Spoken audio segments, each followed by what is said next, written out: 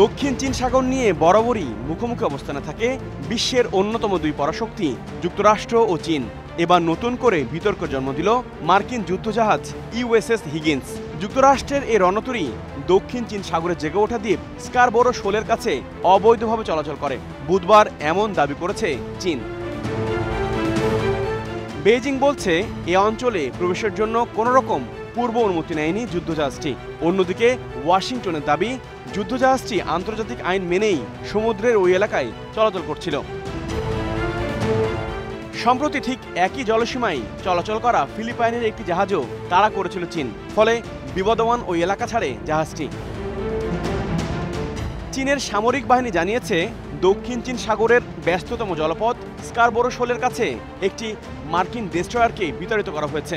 আর তথ্য বলছে, এটি গেল ৬ বছরের মধ্যে প্রথম কোনো মার্কিন যুদ্ধজাহাজ এই অঞ্চলে প্রবেশ করে। এক বিবৃতিতে চীনের সেনাবাহিনীর দক্ষিণাঞ্চলীয় কমান্ড দাবি করে, দক্ষিণ চীন সাগরে মার্কিন নৌবাহিনীর এ তৎপরতা চীনের সার্বভৌমত্ব ও নিরাপত্তাকে চরমভাবে লঙ্ঘন করেছে, মারাত্মকভাবে ক্ষতিগ্রস্ত করেছে এ অঞ্চলের শান্তি ও স্থিতিশীলতাকেও। এদিকে মার্কিন নৌবাহিনীর ৭ম নৌবহর বলছে, চীন যে বিবৃতি দিয়েছে তা সত্য নয়। তাদের দাবি, মার্কিন যুদ্ধজাহাজটি আন্তর্জাতিক আইন মেনেই স্কারবোরো শোলের কাছে চলাচল করছিল।